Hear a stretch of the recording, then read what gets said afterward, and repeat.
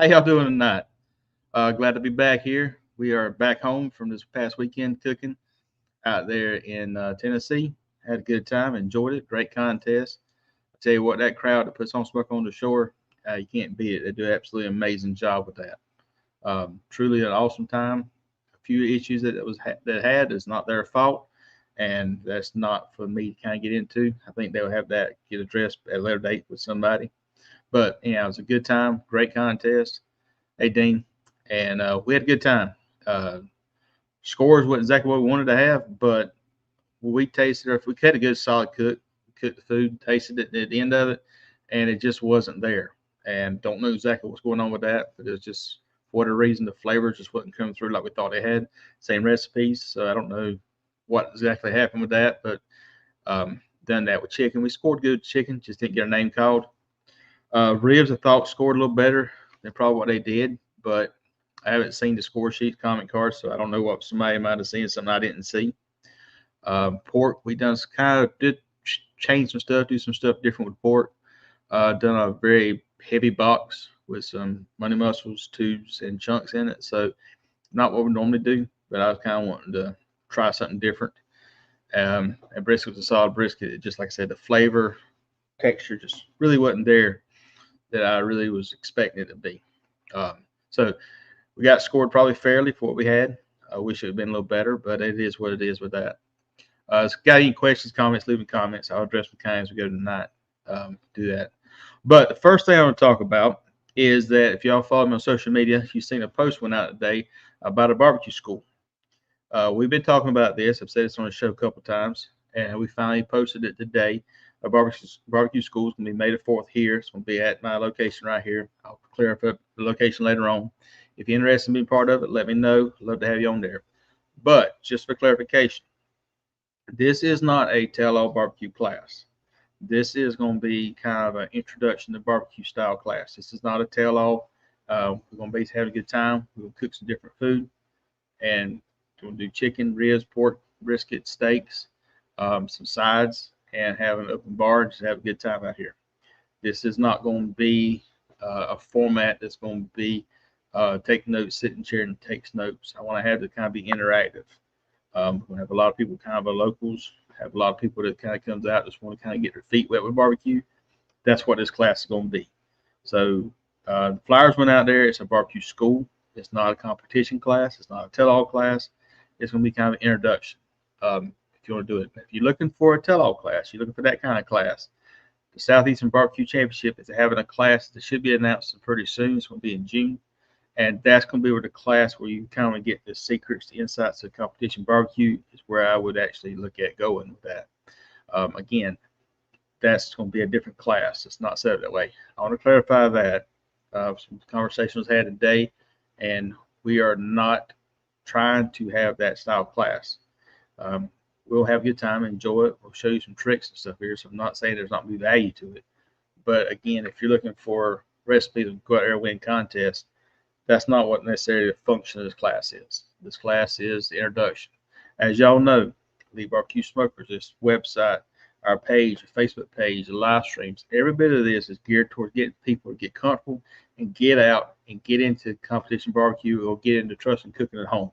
That's what the function of this is. And to do that, you got to start with the baseline. And that's what we're trying to do, start a baseline.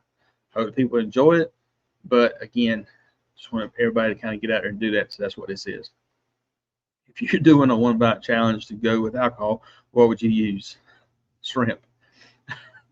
If I'm doing a one bite challenge with alcohol, it'll probably be shrimp. It depends. I mean, if you get into like the wine stuff, excuse me, y'all, this pollen's driving me crazy. You can pair things with different flavors.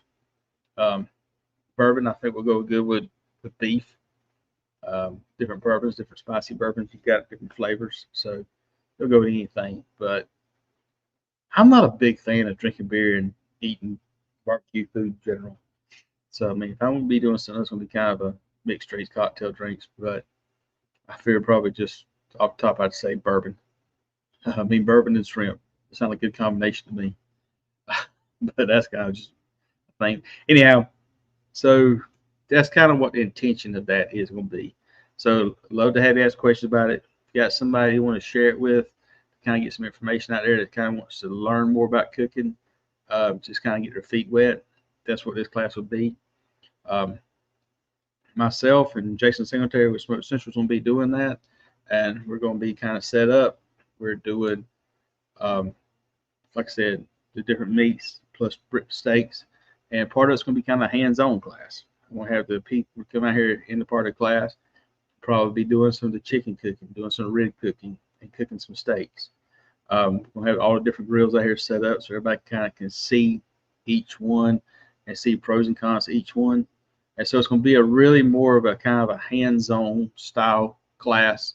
We're free to ask questions, but it's going to be um, a lot more freer rather than just a stringent side of a timeline that you would from a competition class. Therefore, the whole purpose of this is just get people introduced into it. But yeah, I've got questions about that. I'd love to answer any questions y'all have about that. And I will say that if you want to do a competition class, again, Southeastern Barbecue Championships, a class that I have coming up, will be a good one to be there. I plan to be there myself. So it'll be a good one to look into that, put some information. But kind of getting to the cook this past weekend, I know a lot of people, talking to a lot of people, it seemed like this past weekend, the travel arrangements, people getting up there had truck issues. It just seemed like it was a lot of things going on that was just crazy. I mean, it's kind of just getting back home, people had issues breaking down. It's just coming out the year, so I know there's a lot of stuff is starting, and we kind of going with that. So this past weekend was an interesting contest. Great ride. Got to go downtown, see Nashville. Got to see some people I hadn't seen in a little while, so it was a great contest. We posted a video last Friday on tips of chicken. I'd like to see if anybody watched the chicken tip video, kind of what their thoughts is on that. That was kind of a little bit different than what we've been doing in the past, and I'd like to see kind of what people kind of feedback is on that type of style video. And if we want to see more of those type videos, what do y'all want to see us put videos out and make some new videos? We're trying to get into the new realm, the next, I reckon, season coming into it. So we got some new stuff coming out with all of that. Definitely want to do that. On those classes, you're going to be able to do Zoom, or is it in person? Right now, it's in person. We have not really discussed it with Zoom, but so today it's going to be an in-person class because the format of this one, like I said, it's going to be a lot of things going on with different grills, people doing different stuff. So I think to try and do this as a live stream type class, I think this one will be very challenging. We are looking at doing, hopefully in the future, maybe some live stream type classes, some live stream information, some live cooking demonstrations, stuff like that. That's stuff we are hopefully going to do in the future.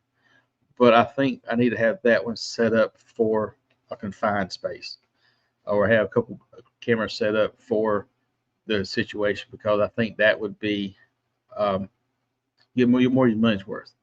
Because the way we're going to have this here set up here, if it goes according to plan, is we're going to have the stick burners out here, the pellet smokers out here, the drums out here, and kind of people sitting out and going through a process, and then give it a little bit of time to see what's going on. So it's going to be a very fluid structure. Excuse me. So it'll be a very fluid structure as far as how the class is going to go. But now that being stated, we are going to get into some of the information about trimming the briskets. We are going to get into some of it, of what we do, kind of a little things, tricks, and tips we use that might relate to competition barbecue. But the focus is not necessarily for that one bite challenge. The focus is going to be to get somebody that's going to feel confident they can go home and cook a brisket, or confident they can go home and cook chicken and have juicy, tender chicken, but do a whole family's worth, not the one bite challenge. So that's the purpose of this whole process, the purpose of this video. And several people have come to me and have asked about doing this. And so that's when we were talking about it the other day, and we were like, well, let's just make it happen. And we want to do it before Memorial Day. We want to do it before the summer heat hits in. And so we've been trying to work on getting everything together. And so that's kind of where that came from. So it's going to be some information. We got some new stuff coming out. By that date, we hope to have some new stuff, some really exciting things coming up. We'll start presenting. and showcasing. That's one of the things we've been kind of holding off is some new stuff coming down the pipe. So it'll be kind of cool to start showcasing some different stuff. Um, and got, like I said, the next set of videos and stuff is kind of coming out. Some really cool ideas on do some just kind of out the box thinking and try to get some different things to see what we do to help out. Because the core of this show has been to, like I said, to go out there and help people get a comfortable go out there and cooking. That's the entire purpose of us doing this YouTube stuff and doing the live stream. I want people to get out there and just enjoy it and be part of it and feel confident cooking. And to do that, we felt like that we need to put on a class to kind of give people the option to come out there and do that. Because we can do YouTube videos and we do that stuff, and they're great. And I really enjoy doing them. But the thing is, when we're doing YouTube videos, the devil in the details is we're trying to retention so people watch the video. And so a lot of pieces doesn't make it into the video because it's boring or it's hard to really say, okay, somebody watched me 3 minutes, or am I going to be able to show me flipping chicken 20 times or showing me doing a steak, all these different things. You can't put so much into a 6-minute video. So that's some things that we're going to have to, hopefully, some live stuff coming up with class and some other stuff's going to kind of help people get a little bit better of an understanding that they can do that. Another thing is hopefully gets people to feel more comfortable about asking questions. I think one of the things everybody's scared to ask a question because they don't want to get ridiculed. But at the end of the day, if you ask that question, somebody else is thinking the same question. So ask it. Hopefully in a class situation and a one-on-one, a little fluid, the way we're going to set the class up, hopefully that'll give people confidence to come out there and do that. Yeah, we'll get on Zoom one day. We'll make that happen. What's up, Kent? How you doing, sir? Part of the country. Hey, we were working on some different stuff, so hopefully we can. We've been talking about that. We kind of working on a little more. Talked to some guys this past weekend. We'll try to do some destination cooking, get some other teams, other people, and go to the area and kind of do a setup for YouTube videos, and maybe just do some small as we doing that, get some small groups out there, do some little small classes per se, or small groups come out there and just see what we got going on. So there's some other things we got going down. Hopefully we can start kind of expanding this out and doing more in different parts of the country. We're looking at it, trying to figure out, kind of do some contests, go out there in different parts and do some contests. And it may be something other to go out there and set up ahead of time and try to get the maybe a weekend before and see if we do some little classes, things, and then maybe compete next weekend or week after and let everybody taste different food. See what we got going on. So hopefully we got some stuff coming down the pipe for that. Another quick question is, you prep your chicken thighs, you have to skin, pull back. Another quick question. So you prep your chicken thighs, you have the skin pulled back. Do you put seasoning under skin? No. I do not do seasoning under skin. When I'm doing my chicken thighs, I'll take my chicken thighs out. I scrape all the fat off the chicken thighs, wrap them in little blankets. I put them in. I keep the styrofoam that the chicken comes in. I can lay them in that, run that through a vacuum sealer and vacuum seal them and double seal it so it stays tight, or triple seal. Either just kind of depends on what I feel the bag's doing. And I usually do that on Wednesdays. And then I get down to contests, get meat inspection on Fridays. I just have it in the cooler on Friday mornings. I make my injection, my brines I kind of have them made on Fridays, and inject them and brine them on Saturday mornings for about 2 hours. Then I pull them out and I put them in a baking sheet, and I lay the skin side down and pull it off the edges and push up under the side, put my seasoning on it, and then I'll take the chicken, pull it back up, roll the skin back over top of it, flip it over, and put it in the pizza pan with a tinfoil, gateway drum trick, and then put the seasoning on that, and then put that in the smoker and smoke it and finish it up. So that's kind of the whole process we have with the chicken. I mean, there's a lot more detail to the recipe, but that's the process. I've tried the chicken to rub under the skin. Hadn't really seen that it helped. But again, I'm not saying the most award-winning chicken recipe cooker out there, but I just Me and most guys don't do that. We just put it on top of the skin. Yeah, it's tough to get away from anything, man. Appreciate you watching the videos. Thank y'all very much. We're gonna have it here at the house, Brian. It's like I said, it's not gonna be a tell-all class. It'll be some backyard introduction to barbecue. A lot of people I deal with business world know about my hobby job, barbecue, and so kind of just a good icebreaker. And they've been asking about doing some stuff like this, and so that's kind of what we wanted to do, the class, and kind of give it the opportunity to come out there and let people kind of see what we got, see what the whole deal is.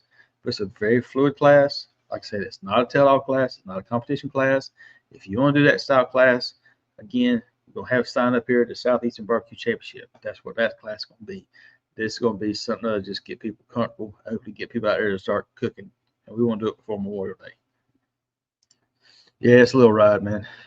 Yeah, we went a lot, 8.5 hours in Nashville. Sometimes I wish I lived in that part of the country so I could do some contests. May the 4th. We're going to have it May the 4th. It's going to start at about 10 in the morning, and it'll go to about 5. We'll probably be there earlier. I'm going to have some meat cooking, so if you're coming here earlier, you can. Probably put some stuff on about 6 o'clock. We're going to be cooking a bunch of different food for different times, but I didn't want to wait on the brisket and stuff all day long, so we'll probably put some stuff on at 6. That way it can come off and everybody can see it and do their things. But we'll also be trimming, and because the following weekend I'm doing competition, I'll probably be doing some trimming for the briskets for the competition that Saturday. Not for sure yet, but we are. Now, we are going to be cooking some Wagyu meat and also some primes, just so we can comparison side by side. So we're going to have some different meat. We're going to just show you kind of like the different qualities, the different meat selections, and a lot of different stuff here. So like I said, it's going to be a very cool class, a very fluid class, a lot of information. But I don't want people to get the wrong idea that you come to the class and you're going to be getting the secret recipes, because I mean, we're not going to set the class up that way. I'll tell you everything I got, but you know what I'm saying? We're just going to have a class that hopefully you can kind of just feel comfortable about it. So what is your thoughts on wrapping bacon around chicken thighs? Cooking at home, I mean, you can't go wrong with bacon, period. Competition, I wouldn't do it unless you're doing like that anything but barbecue. I've seen some guys do chicken drumsticks and wrapping bacon around them. You cook at home, I do it all the time. The only caveat I would say to wrapping chicken thigh in bacon is sometimes you run the risk of the bacon not getting done. Like if you're somebody who likes crispy bacon, it's gonna be really hard to get that bacon crispy when you're cooking it that way. Or if you do that, your chicken will be so dried out that it's gonna mess everything up. So there's kind of like a balance. You got chicken breast you want to get at 165 or 170, somewhere in that range, whatever you feel comfortable with, and you'll stay moist. But your bacon you want to kind of get either a little crispy. I kind of like mine not to be crispy, but if you're looking for really crispy bacon, that's where you're gonna run the risk of it not getting to that point. Same thing with like bacon wrapped shrimp. Same thing with all that stuff. You got to kind of figure out how you can do it. Now, some people pre-cook their bacon a little bit. Never really played with that. We did play with it one time, but I wasn't satisfied with it. So that didn't make it into the video. But I felt like it was just wasn't working like I was expecting it to. But everything we do videos, we practice cooking. So when y'all see a video, it's usually a second or third time we've made that recipe. Or unless it's something that I feel like I can just do it the first time and get lucky. But most of the time, it's a recipe where we've been developing, tried it, used different flavors, and just see if we can get something that we want to make a video about. Feel like we're comfortable enough to tell you about it, because there's been a lot of flops, man. A lot of videos didn't make it into the ball game. But at home, I would definitely just wouldn't be scared of it. Just know that your doneness of the bacon may be an issue. Now you can compensate that with getting some kind of like a high heat direct cooking or a torch and go across top of it, get it crispy. But that's add another level of flavors, another level of things to do and check on, or another level of things to do for it. But it can be done, and it can actually make it really good that way. We've done that with a eye round. I think I cooked on. I think it's an eye round. We did that, brought it out. It didn't look very good, and so we found out we need to take a torch and go across top of it and sear it. And it really adds good flavor to it. It did char it up and adds some pretty good flavor to it. So there's some different things you learn, tricks and stuff to do that. But again, like I said, we got some videos coming out. That chicken video with the 10 tips, we thought it was a cool video. We were doing something, making a video, and somebody asked me here at the house, be like, what's your top 10 tips of chicken breast? And I was thinking like, that would be an awesome video. And so it was like, well, what are the top 10 tips? So we went down the list, and they were like, makes sense. And so we decided to kind of use that to put the video together while we're cooking chicken breast. But I will say this. If you're cooking chicken breast at home, beating them flat with a mallet, man, it is insane of how much more uniform that chicken cooks. It's a lot more juicier, flavorful, especially if you brine it too. I mean, that you can get creative with. You can wrap it up with cream cheese. You can do all kinds of different stuff here to make it, wrap it up cream cheese and put bacon on the outside of it, make a little roll. But I mean, just beating that chicken breast flat is just like, wow. It's crazy. Another thing is just taking them, turn them into chicken tenders. But it's pretty cool.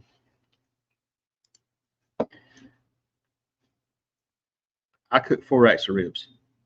The reason I do 4 racks of ribs is the process I cook my ribs in the drum. If you've seen the process, it would probably make you scratch your head. And basically, just very simplified version of that is I put my ribs on at 7 o'clock or 7:30 actually, and I'll run them till probably around 8:45, and then I'll flip them over meat side down in the drum and go till I start seeing the fat come through the back side of them, start seeing that yellow fat. When I start seeing the yellow fat on my ribs across them, and I start getting the color I'm looking for, then I'm going to wrap them. Now, when I wrap my ribs, I pre-make my wrap with the exception of the butter and sugar and raw, and I basically put equal amounts of liquid in there, and I wrap them. But in my drums, I then put a baking sheet with a cooling rack over top of it, cookie rack, cooling rack, and put my ribs on top of that. So therefore, I got 4 racks of ribs, just like this. And then every 15 minutes, I'm going to rotate them this way in the drum and move it inside, right here, inside to outside, outside to inside, and keep doing that. And the reason I do that is because I want my ribs to come off a smoker right at 11 o'clock, 11:15. And I felt like when I don't do that, they overcook or they'll get done too much. And I put them in the Cambro, and they'll tighten up because they'll be in the Cambro before anything else is in the Cambro, and they'll be cold and just shock them. Now, I'm not saying it's right or wrong. That's just the way I felt like I could get a consistency out of them that I can control. And so I would put them in there and keep rotating them. And then when I start hitting temperature about 208, I start flipping them over and picking them up. If they start breaking, then I will leave them meat side up, wrap them up, and hopefully all 4 of them come off about the same time. And they have been doing that lately. I put them in Cambro, and by that time the pork's in there, and my Cambro's warm, and it kind of holds temperature.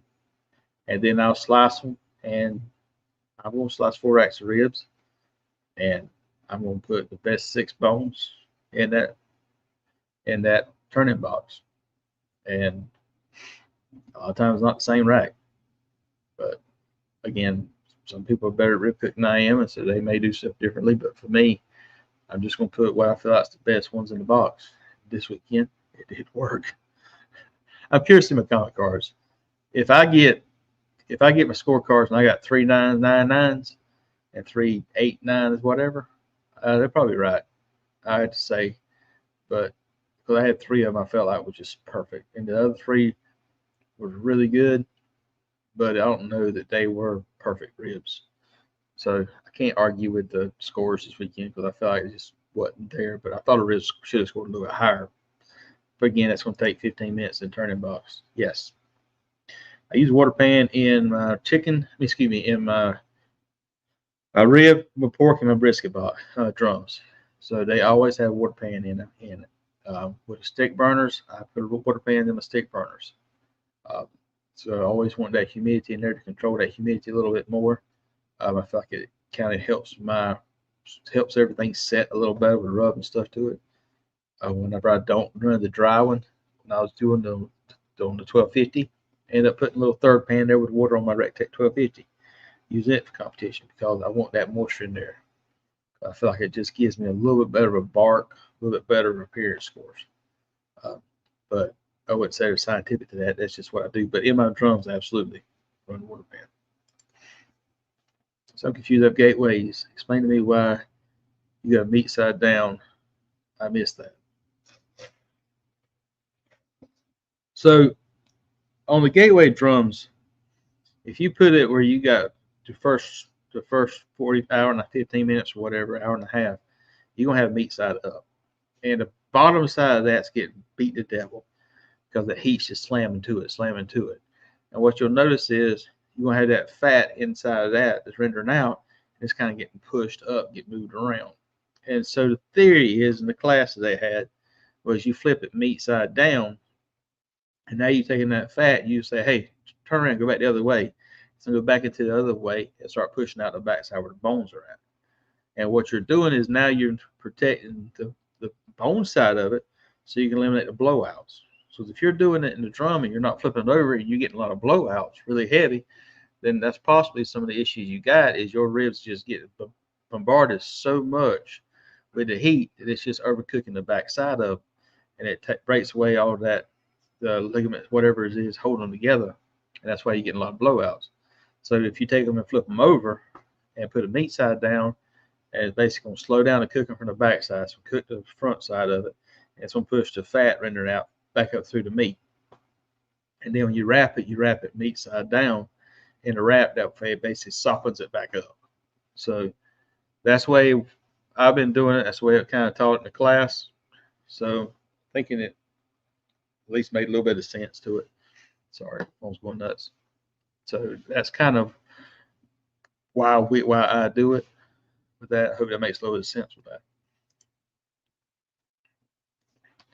So I really don't want my ribs drums to get over 300 degrees. I like my rib drum to be around 290 to 300 degrees. I want it to stay in that little sweet spot. I just feel like it just has a little more consistent cook at that temperature. But if it gets a little over, it's not going to be in the world. And that's one of the things, because when I do that, because every 15 minutes opening it up and rotating it, flipping around there, so the drums will be open, so it'll increase a little bit. So I'm running 300 degrees, I'm doing that, so I'm running 310. If I'm at 290, it's going to hit 300, go back to 290. So I have a little bit of wave action here. But if I'm at 300, I'm going 310 coming back down.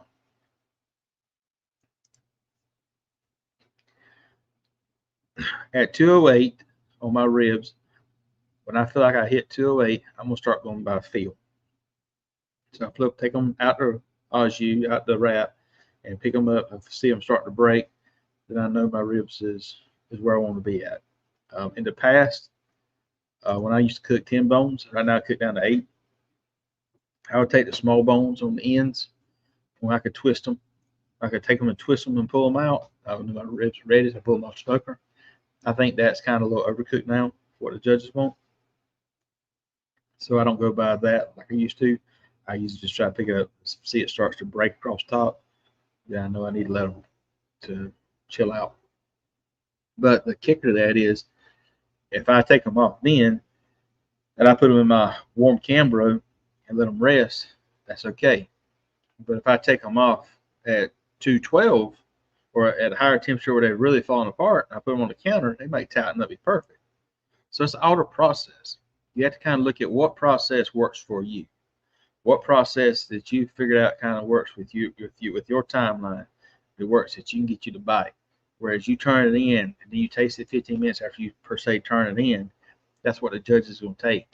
And try this in the most brutal environments. I mean, take it and cook you some ribs practice at home. Bring some in the shop, put them on the counter.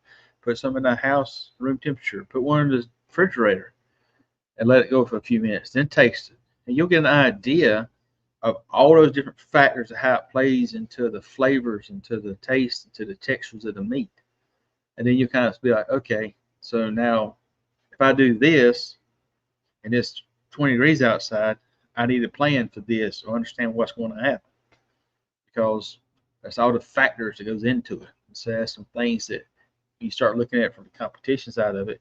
It can get a lot of pieces to the puzzle. per se. But again, that's kind of just again my perspective, my point of view on that. So hopefully it makes a little bit of sense with that. But that's what I'm looking for. But when I feel like at 208, same thing with my brisket. When I hit 208, my brisket, my pork, my brisket and my ribs, then I'm like, all right, so now let's go by feel. And pork. See, I used to, when I was cooking pork overnight, low and slow, and we were doing very well in pork for a long time there, my pork would be off that smoker at 193 degrees. It was perfect. But then overnight, we quit overnight. We went kind of a hot and fast. And so now you're looking at 210. I mean, that's a lot of difference, but that's a different process of cooking. And that's kind of goes to the thing all low and slow or hot and fast. You can't take the temperatures and change them. You can't say, okay, at 208, I'm good. Well, you got to look at the process. If I go 208 on a brisket, but I cooked it at 350 degrees, it's going to be tight. If I go 208 and I cooked it at 250 degrees, that bad boy might be falling apart and just be shredded. So you got to figure out, like, how are you cooking? What process are you doing? What's your timeline? What's your expectations? How long is it going to rest? Never, ever cook to a time. And what I'm saying by that is, if you're going to have family over at 12 o'clock, don't cook it to come off the grill at 12 o'clock. If you got any kind of resting meats, cook it and let it rest at least an hour, maybe more. I mean, the only thing is really you can't do that with almost is like steaks and burgers. I mean, those you kind of want to done this look for. Everything else, cook it ahead of time. Cook it ahead of time. I mean, best chicken you're having in your life, you go cook it ahead of time and put it in the oven and let it just fall off the bone good. Because most people won't fall off the bone chicken, especially at home. So, I mean, yeah, we've done a catering job and done some chicken legs, and they were being slammed in judging, but the people absolutely loved them. And therefore, it's fall off the bone. And it was just like, well, people requested that a lot of times to make that same chicken legs. It's simple, man. They just keep it simple, keep it easy. Conway, South Carolina, right outside of Myrtle Beach. So get away for the weekend, come in there and hang out. Definitely hook you up and have a good time with it. Hopefully do some different cooking and some stuff and get some more people involved in it. But like I said, again, but the class, just want anybody to know this. And I'm saying this because I asked questions today, and I'm going to tell you, saying this class we're doing is just a fun, having a good time, cooking class at home. So I'll show you the basics, introduction to barbecue. It is not a competition tell-all class. So please tell your friends and family that want to be part of it. If they just want to have an introduction class, to have a good time with it, to come on. But if they want to do competition barbecue, I don't know if you'll get the value out of this class that you would from the SBC, because that's going to be a lot more of a class geared toward competition barbecue. So I just want everybody to let that know ahead of time. That's what our goal is with that. But that being stated, we have a good time. And I really think that, I think for the people coming out here, the kind of the open, I wouldn't say open, right, but everybody's kind of mingling around. You're going to see different grills. That's going to allow you to kind of really see how brisket's cooking in a stick burner, how brisket's cooking in a drum, how brisket's cooking in a pellet smoker. So that's what our plan is, to have all of those all that going on. Same thing with pork. Same thing with ribs. And right now the plan is to have it where it's hands-on. So hopefully the chicken and ribs at least pair people up and be like, let people cook the ribs and stuff together. That's what the plan is. So that's kind of what we're hoping we can kind of get out there. We've kind of said 40 is kind of where we're looking at. And we probably can do a little more, a few more than that. We can get some people into it. But we've got way too many smokers. And Jason's coming, and he's not far. He don't live too far from me, so we can get some more gear out of here. And so we can have at least 12 drums out here, smokers. And I know we have at least 3 pellet smokers, big stick pellet smokers, and then some stick burners and some grills. I got 2 black tops, so we're gonna hopefully do some steaks. So my goal is to let kind of hands on, so the students per se, and cook some chicken, and they're gonna be cooking some ribs and also cooking some steaks. And then we'll have some other stuff going on there for the sides and stuff.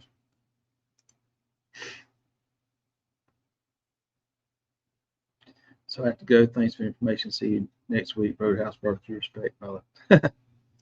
Always. Sounds good, man.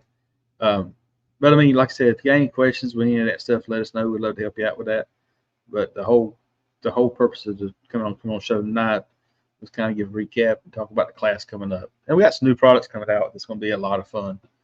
And I think some people are going to see that. It's going to be kind of cool, and look forward to seeing some feedback on some stuff we got coming up and some different recipes we got getting ready to make come out there. And we're also looking at some barbecue fusion, some drinks, barbecue alcohol fusion drinks, something to play around with, just something to have a good time with. That's kind of what the deal is. One other note, so this right here is a live. It's not a pre-recorded show tonight, so this is, not recorded, so it's live. Some transition we may start doing. Still, we'll try to post and advertise the shows, but the subscription we use for the streaming on multiple platforms is coming up, so we'll probably have to make some changes because I don't want to spend that kind of money again for another year, another 2 years of this. So we may we're just live streaming on the YouTube. We're still gonna post it after the fact, at least on Facebook stuff here, but kind of get some feedback from everybody. Message me your thoughts on that, but we may be just doing the live stream side on the YouTube, and then just kind of hopefully sharing it to Facebook, because I think we're trying to get a little more traction on the YouTube side of that. We're definitely sharing it here, but that's something that we think we're going to probably be doing. I would like some feedback on that. Give me everybody's thoughts, because that's what we're trying to do. And like I said, if you have any recipes y'all want to see, something other that you're seeing, if you see something trending, send it to me in a direct message. But hey, Jason, I seen this trending, because I'd love to get on that little trend of different stuff, and I just don't see it enough. I'm constantly just working on figuring out how to make videos. I don't really watch a lot of them. That's the sad part about it is I wish I watched more, but it's like I'm always either making them, editing them, or planning them, or doing something other. If anybody knows me, I am not the person that can sit still very long, so I'm always going. But yeah, I had a good time, enjoying it. So barbecue competition. So the next one we're doing is actually going to be in May. So right now we're teaching at the Rec Tech Academy in April. So we're going to be there in April doing that. We got some stuff we're working on the trailer and some filming for the rest of March and for April. We'll be doing a lot of that going on. May is going to be the class, May the 4th here in Conway, South Carolina. It's going to be a 10 to 5 class. You come out early if you want to and see us put meat on to start with. And then the next weekend is going to be Boss Hog. Boss Hog, we're going to be at in Georgia, and it's going to be a great contest. Come out there and hang out, so you can see us out there at Boss Hog. Weekend after that will be in Sevierville, Tennessee, back in Tennessee. I have a good class, good barbecue competition out there. Bob puts that one on. Thank you, Bob. We're going to have that's going to be a competition to have out there. And I think after that, we were thinking about the KCBS Invitational. Really got to see kind of how everything plays out between now and then. But we're doing that one. And we've signed up now for Galax, Virginia. Should be signed up for that one up there in Virginia. That's going to be we're doing NBN and KCBS. So that might be interesting. We might be accepting some offers from volunteers to help with that one. Because trying to do all those different turn-ins and all that stuff. That's going to be something that we're looking at. Wise, Virginia, I think we're going to try to do Wise again this year. Sign up for those. Both those great contests. Then we're doing Festival Discovery. And that's kind of through July. And I don't know about the rest of the year. We've got it on the schedule somewhere, but on the top of my head. So that's kind of what we got going on with that one. I want to say congratulations to King's Barbecues weekend down there in Florida. Had an awesome cook. GC'd that one. I want to say congratulations to Continental Barbecue for down there in Smoke on the Shores winning that contest. They had a great cook. We asked them about coming on the show, but they had some other prior engagements, I should say. So congratulations. I had a great cook. And again, I want to say the whole crowd, Jason, his wife, and Eric, and the entire crew, Spoke on Shores, awesome contest. Love the trophies. I will be being back for the trophies. I hope we can cook better next time. But I'm a trophy. I'll go after trophies. I got some cool trophies. So I want the records and I want the guitars. But really, I literally love the records. I didn't know that's what. If y'all don't know what it is, need to check it out. They had a post. They had awards last night online because KCBS issues. But the records, man, you get like a record from getting your name called and placed in the contest. And I think that's just cool as could be. It's coming there. Because what y'all don't know is I've got no look at, I can't sing, I can't play musical instruments. I've got them, but I am no good at that. My brother and my sister are both music people. They can sing and they can play. All right, so if I can actually get a golden record hanging on the wall and look at them and say, "Hey, look what I got. You ain't got one of them." I just think it'd be funny as crap. I'm joking, but no, it would be fun. But yeah, it's kind of would like to get that. I think it's good, pretty cool awards. Yes, more than likely we will be back there, enjoying it, especially with the Southeastern Barbecue Championship because the points is going to kind of keep going through the end of the year, and so that contest is going to be kind of there at the end, towards the end of the year. It's going to be a big points contest, and then after that, you got the one down there in Alabama, which is going to be really cool because they're going to be back on the map for having at the end of the year a points chase. So I think it's going to really help the contest down there. It's going to need a little bit of help at the end of the year contest because when KCBS made the change and had the season stop in October 31st, and I understand why they do it because a lot of countries, teams in different areas, the weather starts getting so bad, it's really dangerous travel and different stuff. So I understand it. I ain't taking anything away from it. But when you start getting down in the southeast, November, December, man, it's beautiful weather. It's still beautiful barbecue weather. Now we got college football, so there's a lot of stuff going on with that. But if you want to cook contests, then it's kind of crazy not to have the ability if you want to go cooking. And so I'm hoping that this SBC and what it's going to do is going to help have some of these contests late in the year still be able to start drawing in teams. So that's going to be a really good opportunity. I think it's going to help some of those out. So if y'all have not yet signed up for the SBC, Southeastern Barbecue Championship, even if you don't cook in the area, you just want to be a supportive member of it, go ahead and sign up. It ain't that much also. And then you've got the one in the dadgummit, branch president of it out there. And I think the associations is Tennessee Mid States or something other than Barbecue Association. Sorry, I don't have it off the top of my head. But that's an organization out there that's got the Tennessee, Louisiana, all them doing kind of a similar thing with the points chase. So sign up, be supportive of these little groups out there. Let them know what they can do. They always look at somebody that can help out on the technical side of it, help out just doing different things with being supportive and helping them grow contests, volunteering. And then there's these little associations all over the country.